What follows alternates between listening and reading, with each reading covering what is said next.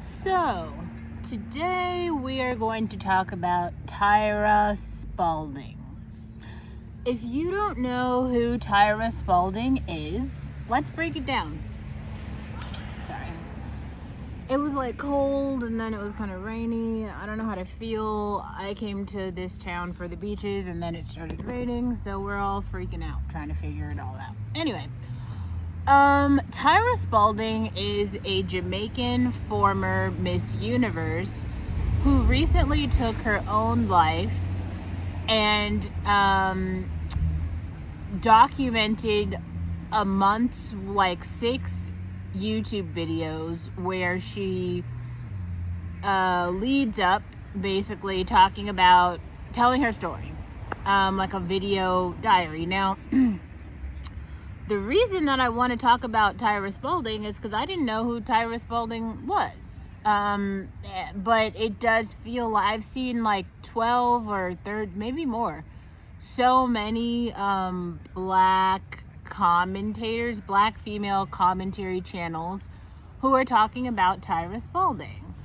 And a couple things I want to mention. The first thing is mental health is real. Yet Tyra Spalding wasn't spiraling. Tyra Spalding was dealing with, well, from what I know, I'm not a member of her life, but she was dealing with pretty normal ups and downs of life. So it didn't even, from what I've seen though, I haven't watched all the videos yet, and we are actually going to have some deep dives. I'm going to spend the whole day watching her videos and writing out pretty detailed notes and then coming back and responding to each of the videos, because instead of just talking about detailing kind of what happened, the little bit that I've learned of the Tyra Spalding story thus far has really reminded me of my own story in a few ways. There were a few things where she was talking about how her family forcefully institutionalized her. I've talked about that on this channel, and especially when I talked about it, the one thing that's very strange is when things like that happen, there are lots of people around you, specifically your family members and community members, who seem to believe that what they are doing is correct. So, she vocalized how she tried to run away and they held her physically back, right? And you can't do that to another adult. If you would like to incite change in someone's life, you can talk to them, you can try to encourage them, but family members, mothers, community members, church members do not own people. Tyra was not their property for them to forcefully do those things to her. So we're going to talk about that.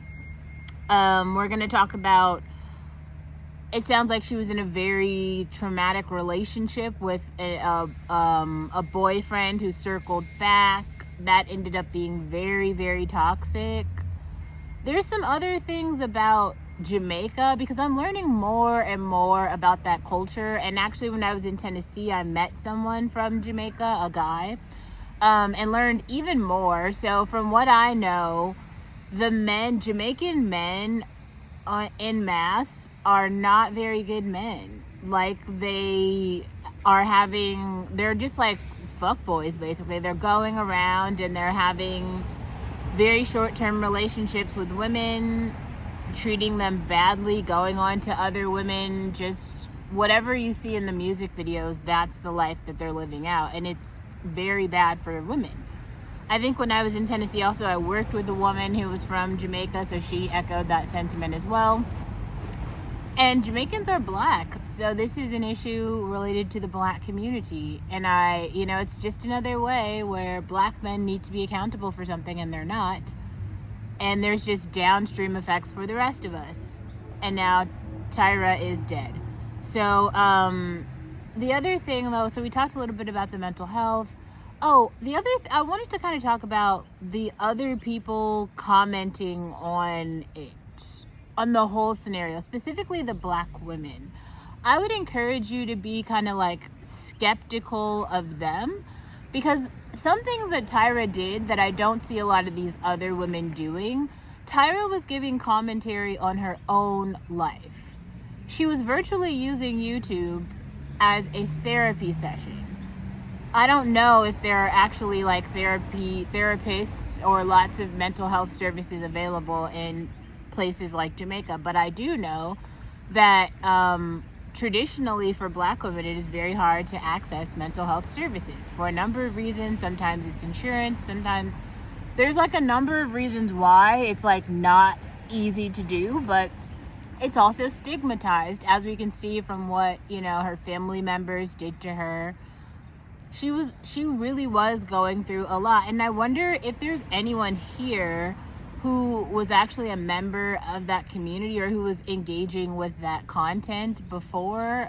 I wonder, like, what do you think? Did you see her spiraling? I will also say this, as a person who has been in situations that are pretty similar to some of the ones that I know that I've heard thus far from Tyra's channel, but definitely gonna, you know, break it down more.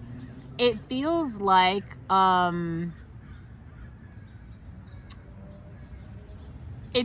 she was actually dealing with so much of the modern day struggle, like modern female struggle. You know, she was really tired of her 9-to-5 job, having relationship issues, having financial troubles. It was all of the regular shit. And one of the things that she said, she's like, you know, I don't know how I'm gonna make it all work. I don't like, and to be honest, like, none of us really know.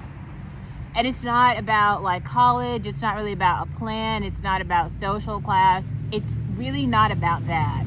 I think that as women, especially as Black women, we really have to like dial back for a second and like really hit basics. Because as a person who has really picked herself up from, we'll say ground zero, okay, like breakfast, lunch, and dinner, and then having a safe place to sleep indoors, I think that's where you should start.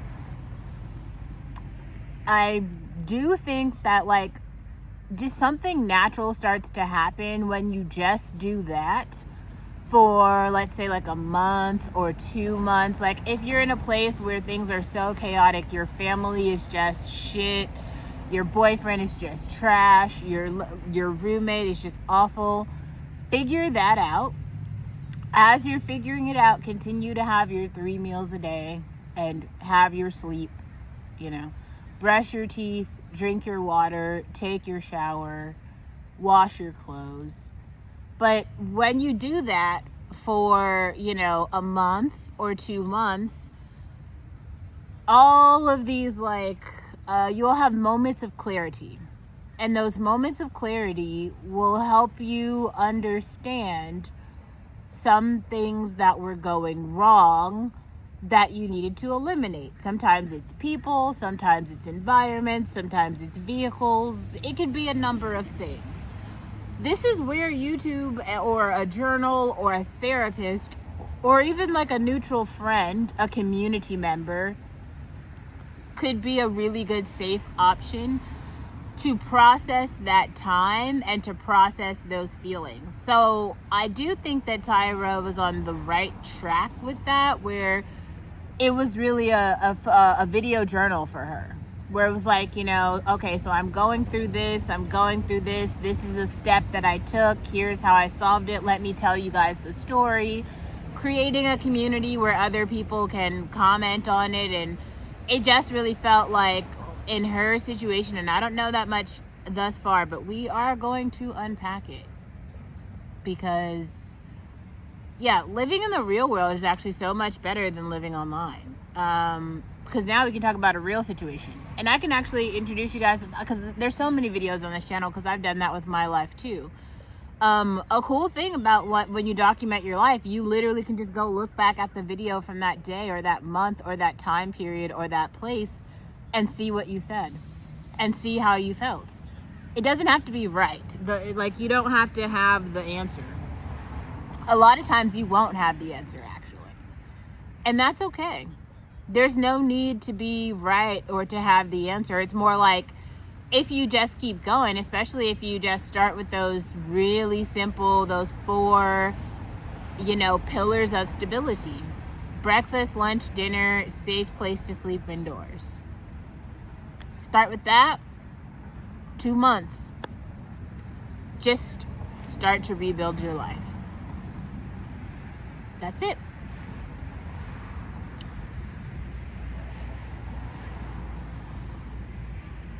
That is necessary.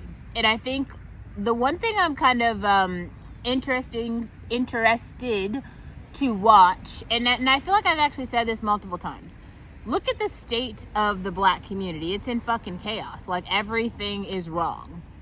But you're going to hear so many Black women, female commentators, come on and start to talk about how it was Tyra who was struggling with mental health, but they are not. So they are claiming themselves as being healthy. You're going to see them coming out with crosses, all type of religious artifacts, talking about how God saved them. But look at their lives. Look at their lives. Look at their communities. Look at the Black community.